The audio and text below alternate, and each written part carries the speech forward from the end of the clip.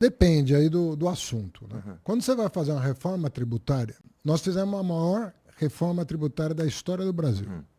A primeira em regime democrático, porque todas as outras foram feitas numa ditadura. Nós dialogamos com toda a sociedade, com todo o Congresso, aprovamos a maior reforma tributária. Ela entra em vigor em 2027, porque foi decisão do Congresso que ela entrasse em vigor no próximo governo. Ok. O Brasil hoje tem um dos 10 piores sistemas tributários do mundo. A previsão dos organismos internacionais é que nós vamos estar entre os primeiros regimes tributários do mundo, em virtude, inclusive, de vantagens herdadas de governos passados, como é o caso da digitalização do Brasil. Sistema bancário, Receita Federal, é tudo muito digital no Brasil. A hora que você combinar um sistema tributário mais simples, mais transparente, né?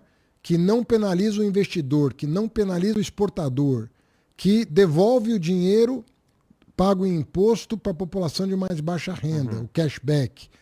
Quando você tiver tudo isso funcionando digitalmente, nós vamos estar entre os primeiros da fila. Isso é previsão de organismo internacional que está estudando a nossa reforma tributária. Provavelmente, eu como ministro da Fazenda, não vou colher os frutos dessa reforma, porque isso vai acontecer para uma geração. Agora, são 40 anos que as pessoas tentaram fazer essa reforma. E eu vou ver o resultado, talvez não como ministro, mas como cidadão. Pô, a hora que isso acontecer, você estava falando de educação. Quando nós expandimos a universidade pública no Brasil, quando nós criamos o ProUni, né, eu era ministro da Educação. Eu fui aluno do ProUni, eu te falei da outra vez. Você foi aluno do ProUni. Quem imaginava que a população negra ia frequentar os bancos escolares das melhores escolas, das piores, das médias, de todo? Como tem branco, hoje tem negro em todo canto. A proporção de negros com diploma no Brasil, com diploma universitário, nós multiplicamos por 5 num espaço de 20 anos. Essas coisas, eu que entrei na universidade com 18 anos e nunca mais saí, eu vi no curso de uma geração tudo mudar dentro de uma universidade. A cor das pessoas, a origem das pessoas, a procedência das pessoas, a religião das pessoas, foi mudando. Né? O corpo discente ali, os estudantes foram mudando. Pô, o ganho que isso traz para o Brasil, em termos de futuro, de você ter um país mais em ordem do ponto de vista das oportunidades, a democratização do acesso.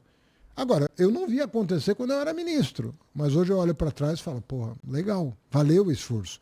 E não foi, repito, não foi uma conquista do governo na época, porque todo mundo votou pela essa reforma. Então a oposição, que à época era o PSDB, não saía do meu gabinete querendo palpitar, legal, legítimo, mas sem ser um obstáculo ao país avançar. Uma coisa é você falar, não, isso eu não concordo, a não ser que seja assim, você topa, topa. Isso é uma negociação que envolve uma família, às vezes. Dentro de uma família você tem que negociar coisas. Imagina no Congresso Nacional. Agora, quando você coloca o interesse do país acima disso e fala, não, eu vou para a disputa aqui ou ali, num detalhe ou no outro, mas vamos seguir junto nessa pegada, você vê o país mudar. O Congresso está mais nessa vibe, você sente?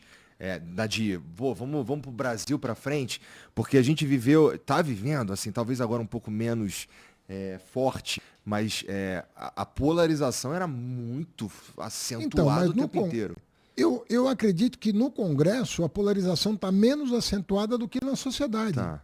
Eu estou vendo uma polarização ainda presente na sociedade que já não está se refletindo tanto no dia a dia dos poderes da República.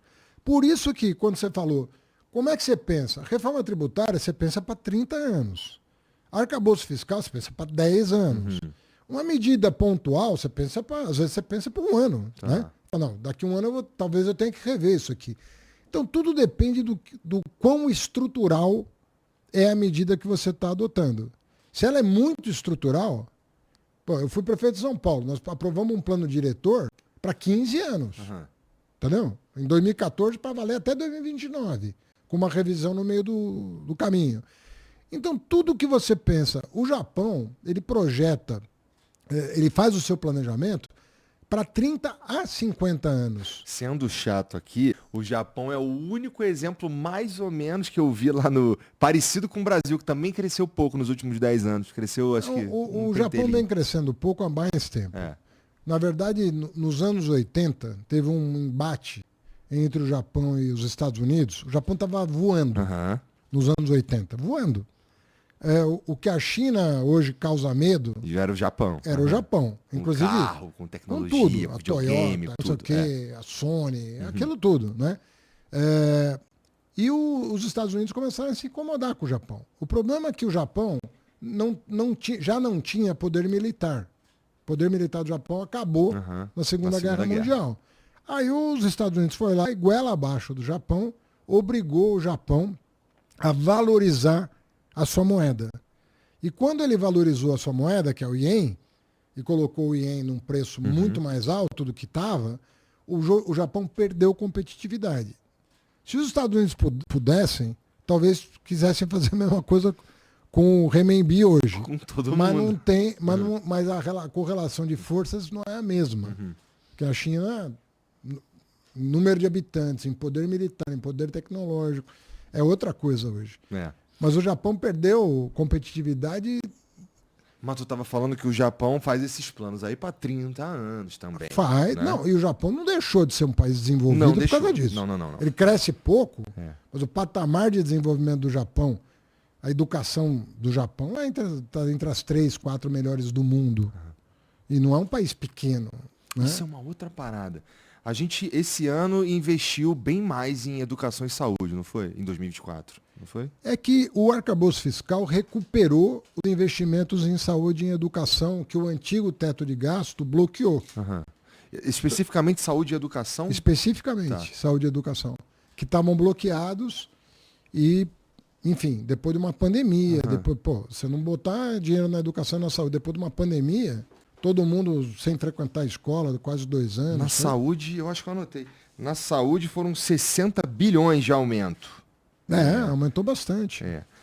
Mas assim... Saúde e educação foram as áreas que o arcabouço fiscal rapidamente atendeu para repor aquilo que tinha sido cortado no pré-pandemia e prejudicado muito, né? Esses são gastos que são obrigatórios. Não é? São vinculações constitucionais. Sim, aí à medida que aumenta a receita, você canaliza para essas paradas aí. Obrigatoriamente. Isso... É que isso durante um período não valia. Não valeu. Entendeu? Cortou a grana da saúde e da educação. O arcabouço fiscal, ele recuperou os investimentos em saúde e educação. E assim, tem algum jeito disso se tornar perverso? Por que eu estou perguntando isso? Vamos lá. Legal.